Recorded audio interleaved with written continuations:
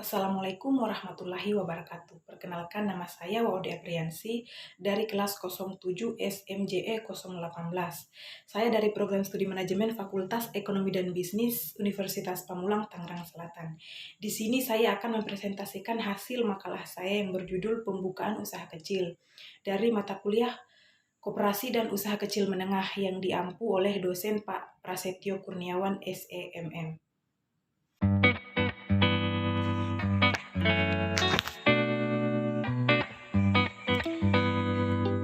Definisi pembukaan usaha kecil.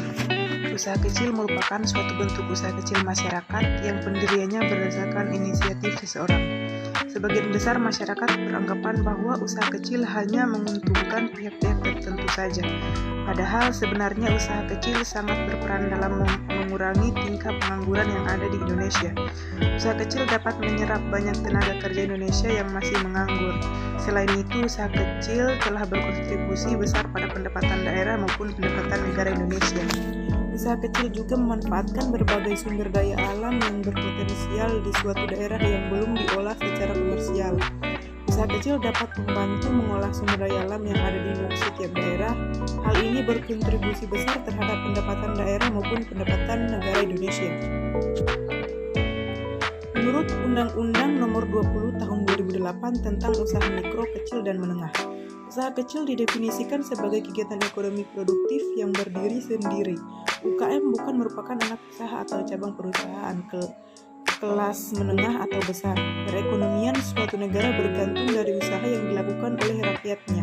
Bantuan pemerintah sangat berarti untuk UKM agar bisa naik kelas menjadi perusahaan besar. Peran UKM di Indonesia. UKM adalah suatu jenis usaha yang punya kontribusi cukup besar dalam mendorong pertumbuhan ekonomi. UKM berperan dalam memperluas kesempatan kerja dan penyerapan tenaga kerja. Peran vital UKM akan terasa dalam pembentukan produk domestik bruto. Peran UKM tidak hanya bisa dirasakan di negara berkembang, melainkan di negara maju. UKM dapat menyerap banyak tenaga kerja, lebih banyak dibanding usaha besar. Kontribusi UKM dalam produk domestik bruto juga lebih besar dibandingkan usaha skala besar. Jenis-jenis UKM di Indonesia. Berdasarkan Undang-Undang Nomor 20 Tahun 2008, UKM atau usaha kecil menengah dibagi menjadi 3 kelompok, yaitu mikro, kecil, dan menengah. Usaha mikro adalah usaha yang dimiliki oleh perorangan dan badan usaha milik perorangan. Usaha mikro memiliki aset maksimal 50 juta, itu tidak termasuk tanah dan bangunan tempat usaha. Usaha mikro punya omset maksimal 300 juta per tahun. 2. Usaha kecil. Usaha kecil adalah usaha yang berdiri sendiri, bukan anak usaha atau cabang dari usaha menengah atau besar. Usaha kecil memiliki aset senilai 50 juta sampai 500 juta di luar tanah dan bangunan. Hasil penjualan mencapai 300 juta sampai 2,5 miliar per tahun. 3. Usaha menengah. Usaha kelas menengah juga dimiliki oleh perorangan atau badan usaha milik pribadi. Usaha ini juga bukan cabang atau anak usaha perusahaan lain.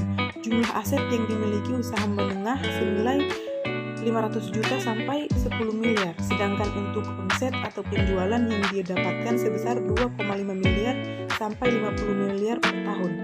UKM adalah jenis bisnis yang banyak sekali contohnya, yaitu ada UKM kuliner.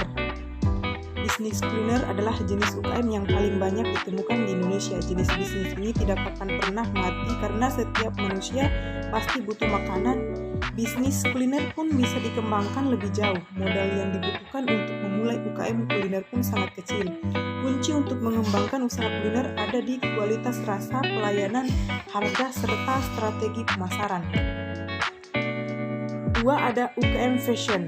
Selain makanan, usaha di bidang fashion juga banyak ditemukan di Indonesia. Bisnis di bidang ini bisa menghasilkan profit melipat ganda, terutama saat hari raya seperti Lebaran dan Natal. Tren di dunia fashion juga terus berkembang seiring perubahan zaman. Asalkan Anda bisa mengikuti zaman, usaha kecil bisa berubah jadi usaha besar. 3. Ada UKM pendidikan dan pelatihan. Bisnis di bidang pendidikan seperti kursus atau pelatihan masih cukup digemari. Ini karena pendidikan juga salah satu kebutuhan primer. Pendidikan dibutuhkan mulai dari anak usia dini, remaja, mahasiswa hingga karyawan kantoran. Untuk memulai usaha di bidang-bidang pendidikan, Anda harus punya kemampuan dasar di bidang pendidikan yang ingin ditawarkan. 4. Ada UKM agribisnis. Sayur, mayur, telur hingga daging adalah kebutuhan pokok masyarakat. Sayangnya bisnis di bidang pertanian dan peternakan masih didominasi oleh orang tua. Metode yang digunakan pun kebanyakan masih tradisional sehingga sulit untuk bersaing. Contoh UKM di bidang agribisnis adalah ternak sapi, ayam, petelur, budidaya tanaman, sayur mayur organik, dan bibit tanaman. 5. Ada UKM tour dan travel. Indonesia adalah negara yang memiliki potensi pariwisata sangat besar. Kita bisa menawarkan paket tur ke berbagai daerah di Indonesia. Ada banyak daerah yang belum dikenal oleh masyarakat Indonesia sendiri. Kita bisa tawarkan paket wisata ke wilayah yang belum banyak terjamah. Bisnis ini mencakup layanan akomodasi seperti transportasi dan penginapan. 6. UKM produk kreatif. Produk kreatif seperti kerajinan tangan adalah salah satu sektor bisnis yang gencar dipromosikan. Nilai jual produk kerajinan sangat tinggi.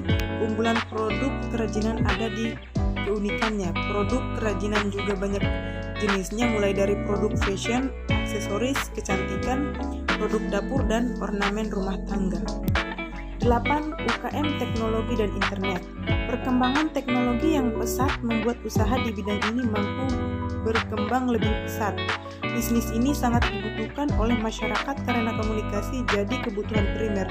Terlebih untuk masyarakat yang tinggi di perkotaan, kebutuhan teknologi dan internet jauh lebih besar. Contoh dari UKM teknologi dan internet yang paling banyak ditemukan adalah pengembang aplikasi smartphone. 9. UKM jasa kebersihan. Kesibukan di kantor membuat banyak orang kerepotan merawat kebersihan rumahnya. Misalnya untuk mencuci baju, menyetrika, sampai membersihkan debu menguras banyak energi dan waktu. Oleh karena itu banyak UKM di bidang jasa kebersihan seperti laundry, jasa sedot debu, sampai cuci mobil yang menyasar segmen masyarakat super sibuk. Masalah yang dihadapi UKM saat ini. Dari tahun ke tahun, UMKM dihadapkan pada kurangnya pengalaman, kurang memiliki jaringan kerja atau networking, dan kurang pendanaan untuk modal usaha. Minimnya modal usaha jadi permasalahan UKM paling mendasar. Permasalahan UKM paling utama adalah minimnya modal usaha. Akibatnya, para pengusaha tidak bisa menaikkan jumlah produksinya untuk mencapai omset lebih banyak. Ide bisnis baru untuk perluasan usaha pun kerap kali harus disingkirkan jauh-jauh karena permasalahan yang satu ini. Akar masalah ini sebenarnya sangatlah klasik. Para pengusaha UKM seringkali kesulitan dalam mencari modal pembiayaan dari bank karena banyaknya persyaratan yang belum terpenuhi. Cara mengatasinya, jika kita mengalami masalah ini, solusi yang bisa kita terapkan untuk mengumpulkan modal usaha dengan mengumpulkan modal usaha. Kita bisa memanfaatkan berbagai lembaga pendanaan yang menawarkan modal pembiayaan berbasis sistem equity crowdfunding. Melalui fasilitas ini, kita bisa mendapatkan modal usaha dari orang-orang yang berminat untuk membiayai suatu usaha, termasuk usaha skala kecil menengah. 2. Kurang tahu bagaimana cara mengembangkan usaha. Permasalahan UKM selanjutnya adalah minimnya pengetahuan pengusaha UKM tentang manajemen bisnis yang baik.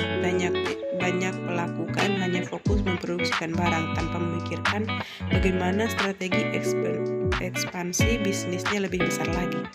Akibatnya, pengusaha UKM kesulitan dalam meningkatkan level bisnisnya. Usaha yang mereka jalankan tidak berkembang dan omset yang didapat tidak mengalami kenaikan.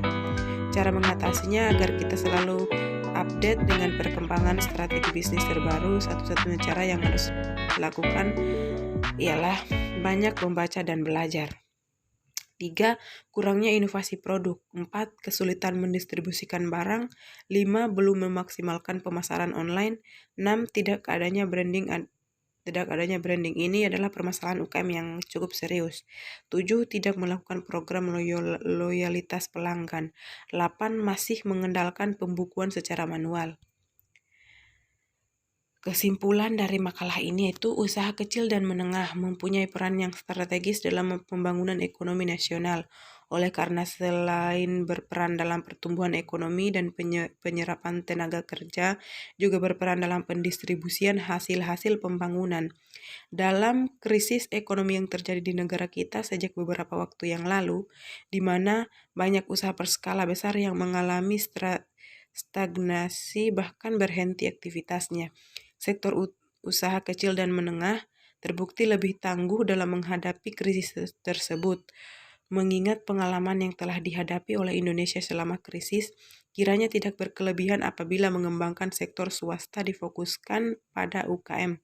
Terlebih lagi, unit usaha ini seringkali terabaikan hanya karena hasil produksinya dalam skala kecil dan belum mampu bersaing dengan unit usaha lainnya.